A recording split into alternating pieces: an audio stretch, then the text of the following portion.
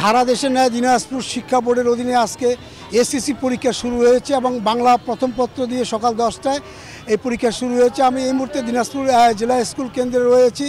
এখানকার বোর্ড যে controller professor miss Sajjad Ali যেটা জানিয়েছেন যে দিনাজপুর এসএসসি পরীক্ষা নেওয়ার জন্য যে প্রস্তুতি গ্রহণ করা হয়েছে সেটা তিনি বলেছেন যে ভিজিলেন্স টিম থেকে শুরু করে অনেক ধরনের আপনার প্রস্তুতি গ্রহণ করা হয়েছে এবং নিরাপত্তার মধ্য দিয়ে পরীক্ষা অনুষ্ঠিত হচ্ছে। আমরা দেখছি যে সকাল 9:30টার মধ্যে পরীক্ষার্থীরা আপনার তাদের পরীক্ষা কেন্দ্রে ঢুকেছেন। এবার দিনাজপুর শিক্ষা বোর্ডের 8টি জেলা থেকে মোট 1,81,308 জন পরীক্ষার্থী অংশগ্রহণ করছেন, কিন্তু গতবারের চেয়ে এবার কিন্তু 1,102 জন শিক্ষার্থী বেড়েছে বলে তারা কর্তৃপক্ষ যেটা জানিয়েছেন। ইতিমধ্যে আমরা দেখছি যে বোর্ডের যিনি চেয়ারম্যান প্রফেসর তহিদুল ইসলাম তিনিও বিভিন্ন কেন্দ্র পরিদর্শন করছেন এবং জেলা প্রশাসক রফিকুল ইসলামও আপনার বিভিন্ন কেন্দ্র পরিদর্শন করছেন।